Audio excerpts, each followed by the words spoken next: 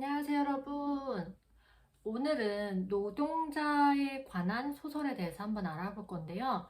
노동자에 대한 소설이라고 생각을 하면은 여러분들도 아시겠지만 난장이가 쏘아올린 작은 공, 이 소설을 기억하실 거예요. 그 소설에 이어서 대표작으로 알려진 게요. 바로 이 자연사 박물관, 이수경 작가의 소설인데요. 이 소설책을 고르게 됐던 건 제가 외국 소설을 읽고 있었는데 너무 재미가 없는 거예요. 그래서 그럼 이럴 바에는 새로운 책을 읽자 싶어서 이수역에 갈 일이 있어서 봤는데 그쪽에 마침 알라딘이 있더라고요. 알라딘이 중고서점 책방이잖아요. 그쪽에서 둘러보다가 마침 자연사 박물관 책이 있길래 구매하게 됐고요. 그리고 중고서적 책이라서 되게 저렴하게 구매했어요. 보시면 보이시나요? 6,400원. 13,000원인데 정가가 6,400원에 구매할 수 있었고, 여러분들도 책 사는 게 조금 부담된다 싶으면은 알라딘 방문해서 조금 더 저렴하게 사는 거 추천드릴게요. 그러면 이어서 난소공에 대해서 다시 한번 말씀드리면요. 난소공이 노동자를 위해 치열하게 싸우는 서민들을 그리고 있는 소설이잖아요. 이 소설도 총 7편의 작품이 있는데요. 이 7편의 작품이 연작 소설로 연결이 되고 단 하나의 연결고리로 되어 있어요. 그게 노조고요. 이제 회사와 이제 노동자가 대립하는 걸 보여주고 있어요. 그래서 맹렬하게 싸우고 노동권에 대해서 얘기하고 있는 소설이라서 난소공이 가장 떠올랐어요. 이 소설은 출판사 평에서도 난소공을 이어서 노동자에 대한 걸 대표할 수 있는 소설이라고 얘기하고 있어요. 그리고 표제로 되어 있는 자연사 박물관, 첫 번째 소설인데요. 이 소설은 자연사 박물관으로 가는 가족들의 얘기예요. 아버지는 노동조합에 가입을 했고요. 더 이상 일을 못하고 위원 회장으로 있어요. 어머니는 계속 일을 하고 계시고요. 첫 시작은 운전면허가 취소된 남편과 그런 남편 때문에 운전면허를 따는 아내의 모습이 나오는데요. 이 부분이 되게 웃기기도 해요. 왜냐면 운전면허를 땄는데도 운전을 못하는 아내 대신에 남편이 운전을 하거든요. 이 소설이 연작 소설의 토대가 되는 작품이라서 주의 깊게 읽어보시면 좋을 텐데요. 결국에는 어쨌든 자연사 박물관에 도착하게 되는데 거기에서 노동자에 대한 아버지의 시각이 되게 잘 나와요. 생쥐를 보면서 생쥐 자체, 그 존재 자체로 보는 게 아니라 뱀의 먹이, 이렇게 확인을 하거든요. 우리가 이렇게 확인을 하려면 회사 내에서 계급도를 생각하게 되거든요. 사원, 주임, 대리, 과장, 이렇게 계층이 나뉘잖아요. 먹이사슬 내에서도 이렇게 계층을 나눠서 생각하는 것처럼 생쥐를 보았는데 동물의 왕국이자 먹이사슬을 떠올리게 되는 거죠. 아버지는 이미 노동자의 시각으로 자연사 박물관에서 생쥐도 바라보고 있었어요. 결국에 자연사 박물관을 왜 갔는지, 무엇을 보러 왔는지 그게 중요한 게 아니었고요. 이 컴컴한 박물관을 나가는 길 있잖아요. 그 비상구, 출구에 빛이 보여요. 그 빛을 보고 나가는 사람들, 이 노동자 가족이 비춰지는데요. 어쩌면 이 삶은 너무나 캄캄하고 어디로 가야 될지 모르지만 단 하나의 빛만 보고 쫓아가는 게 이 사람들의 현실처럼 느껴졌어요. 이게 바로 그냥 빛만 보고 쫓아가야 되는, 무엇이 나은지 저 밖에 무엇이 있는지 모르지만 어쨌든 이 굴레에서 나갈 수 있는 건 단 하나의 출입문밖에 없다는 걸 보여주고 있었어요. 다음으로 크라운 공장 노동자 가족인데요. 이 소설은 앞선 내용이랑 연결이 돼요. 자연사 박물관을 갔다가 5년 이후의 얘기인데요. 그 사이에 일어난 이야기도 보여주거든요. 노조를 만들고 회사랑 싸우고 손해배상 청구를 받고 결국에 해고당하고 심지어 굴뚝까지 올라가야 되는 그런 심정을 보여주는 소설이었어요. 엎친 데 덮친 격으로 되게 착실하고 공부를 잘하던 아들이 이상한 병에 걸리는 거예요. 저는 이걸 보고 불행은 또 다른 불행을 가져올 수 있고 그 불행이 한 겹 한 겹 쌓여서 사람을 망가뜨리는구나 라는 걸 보여주고 있다고 느꼈거든요. 가족이 단 한 사람이 무너지더라도 함께 무너지는 것까지 보여줘서 전 되게 씁쓸했어요. 개인의 인권은 각각에게 있지만 이 회사의 노조위원장이라는 인권은 회사가 쥐고 흔드는 것 같았거든요. 생계를 이어가게 하느냐, 생계를 파탄나느냐, 이게 그저 회사가 갖고 있는 것 같아서 너무 씁쓸했고, 가족의 생계를 부모가 책임질 수 있는 게 아니라 회사라는 거대한 조직이 책임져야만 하는 게 이 소설에서 드러났다고 생각했어요. 다음은 세 번째 작품, 인생 이야기. 아내, 여자의 일대기를 보여주는데요.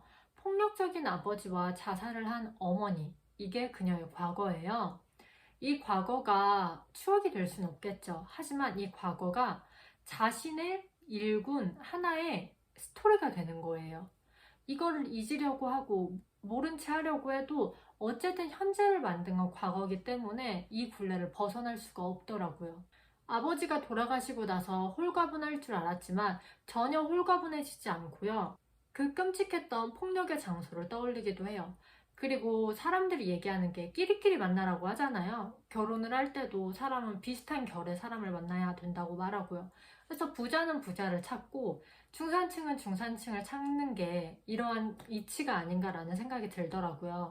그래서 이 소설에서도 가난은 가난을 알아본다고 가난한 여자는 가난한 사람과 결혼을 해서 결혼을 해서도 계속 가난의 굴레에 머물게 되는 거였어요. 이런 가난의 굴레는 어쩌면 태어날 때부터 정해져 있고요. 아무리 벗어나려고 해도 이 노동자, 이 시대에서는 더 이상 벗어날 수 없다는 것도 너무 보여주는 것 같아서 끔찍했어요. 계층의 이동은 어쩌면 드라마에서나 가능한 일이 아닐까, 기적처럼 있는 일이 아닐까라는 생각도 들었고요. 다음으로 노블 카운티는요, 왕고모랑 왕고모부에 대한 이야기인데요. 아버지의 불행이 시작된 이유, 그걸 보여주고 있어요. 결국에 가난과 불행은 대물림 된다는 것도 보여주고요. 아버지가 불행했던 걸 아버지는 자신의 딸에게 풀었고요. 그 딸이 그 불행을 대물림 당하는 거죠. 아버지가 돌아가신 이후에 진실을 알게 되지만 그 불행이 사라지지는 않아요. 어차피 그 불행을 딸에게 다 풀었으니까요. 딸은 그 불행을 그냥 온전히 맞는 사람이 되었고 진실만 알게 되는 한낱 인간일 뿐인 거죠. 가난과 불행의 끝은 어쩌면 자기 자신만 할 수 있는데요. 그 지점이 나타난 게 이 아내가 남편한테 안방으로 들어오라고 해요. 이 가난과 불행을 끊는 이 여자의 용기가 아닐까라는 생각이 들었거든요. 왜냐면 이 둘은 방을 따로 쓰고 있었는데 결국에는 남편은 다 안방에 들어오라고 한 게 이 소설에서 가장 빛나는 부분이었다고 생각해요. 그리고 다섯 번째 소설 고우의 빛인데요. 고우는 사후에 유명한 작가잖아요. 현실에서는 되게 불행했고 가난한 사람이었으니까요. 가족이 외식을 하고 돌아오는 길에 주황빛의 소파를 발견해서 들고 오게 되는데요. 이 소파를 볼 때마다 고우가 떠오르는 거예요. 너무 가난했고 불행했던 그 고우요. 벽지를 살 돈이 없고 고기를 풍족하게 먹을 수도 없고요. 햇빛이 들지 않아서 식물도 죽어버리고 심지어 물고기도 사라지는 이 불행의 집을 아내는 너무나 힘들어하고 싫어해요.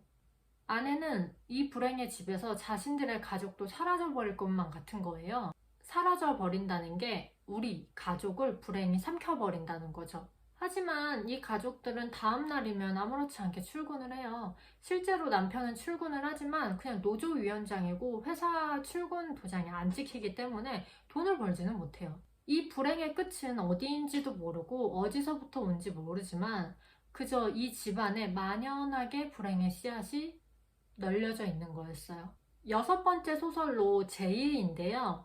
제이는 이 가족의 딸이에요. 이 딸이 되게 부주의해서 사고를 엄청 많이 치거든요. 그래서 여자는 이 제이 때문에 너무나 큰 스트레스를 받아요. 하지만 이 소설을 읽고 나서 좀 애매한 거예요. 제가 해설을 되게 안 읽는데 해설을 읽어봤거든요. 해설을 읽었을 때 여자가 안간힘으로 버틴다라는 표현을 하더라고요. 현실을 붙잡고 있는 안간힘이요. 그런데 저는 이걸 읽었을 때 되게 공감을 많이 하진 않았던 게 어쨌든 지금 이 소설에서 가장을 하고 있는 것도 여자고 독방 육아를 하고 있는 것도 여자예요. 심지어 남편은 있어. 이게 둘이 나눠서 뭔가를 하고 있는 게 아니라 이 여자가 모든 짐을 짊어지고 있는데 아들은 아파? 그리고 딸은 부주의해. 그렇기 때문에 이런 스트레스가 나올 수밖에 없는 거죠. 안간힘이 아니라 어쩌면 너무나 당연한 일이었어요. 이 여자가 미칠 수도 있는 건데 미치지 않는 거죠. 도망갈 수도 있는 건데. 여기에서 어떠한 가족 한 명이라도 아내를 붙잡아 줬다면 이렇게 스트레스성까지 가지 않았을 것 같다는 생각이 들었어요. 남편에게 좋은 아내가 되기 위해, 딸과 아들에게 좋은 엄마가 되기 위해 계속 붙잡고 있는 모습이 많이 보였어요. 하지만 이런 증상이 발현한 거는 스스로 나를 붙잡는 안간힘이 아니라 외부적으로 타격을 받아서 어쩔 수 없이 살아가는 안간힘이라고 보여졌어요. 안간힘을 반만 공감하고 반은 공감하지 못하는 내용이 바로 내 안에서 일어나는 안간힘이 아니라 외부적인 요인 때문에 어쩔 수 없이 잡아두는 거라고 생각을 했거든요. 그리고 마지막 7번째 소설은요, 카티클란인데요. 여러분 카티클란 아시나요? 필리핀에서 보라카이 섬에 들어가려면 카티클란이라는 공항에 도착을 해요. 거기에서 배를 타고 넘어가거든요. 여기에서 보라카이라는 내용은 나오지 않지만 카티클란이라는 데에 머물러서 그쪽에서 하루 이틀을 사는 얘긴데요. 폭풍이 오고 태풍이 와서 정작 자기네들이 가고 싶은 곳은 가지 못해요. 이게 가족 얘기는 아니고 새로운 노동자들의 얘기인데 스스로 독립군이라는 느낌이 든대요. 임시정부처럼 보이고요. 노동자들이자 노동조합 사람들은 어떠한 곳에서 싸우고 그거에 대해서 남겨지고 한 어딘가의 무리에서 그냥 임시적으로 있는 사람이라는 걸 뜻한다는 것처럼 느껴졌어요. 임시라는 걸 주목해야 될 건요. 여기는 정착할 수 있는 곳이 아니라는 거예요. 지금 노동자지만 노동조합이나 이런 데서 싸움을 하고 있는 사람들은 정착하지 못한 어쩌면 취준생이나 백수랑 똑같은 거거든요. 마지막에 이 마을이 빛이 나거든요.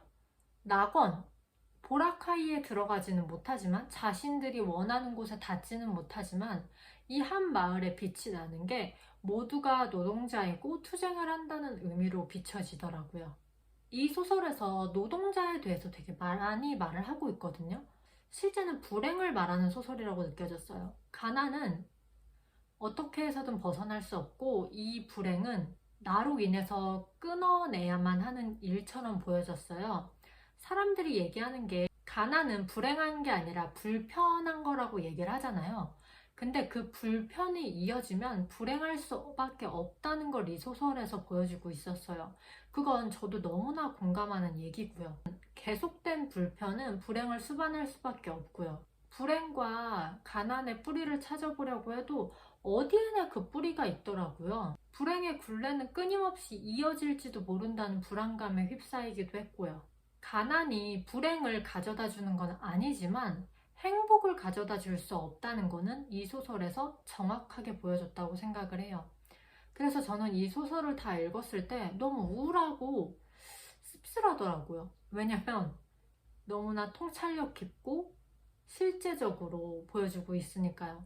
환상적으로 무언가를 얘기해주는 소설이 아니라 가난과 불행은 어쩌면 내 안에 있고 너 옆에 있고 이 불행을 벗어나긴 힘들어 라고 얘기해주는 게 이 소설이 직접적으로 전달한 얘기였어요. 여러분들도 이 소설을 읽고 너무나 우울하실 것 같아요. 하지만 노동자에 대한 삶에 대해서 이해를 해보고 싶다면 한 번쯤은 읽어보셨으면 좋겠고요. 그럼 우리는 다음 시간에 만나요.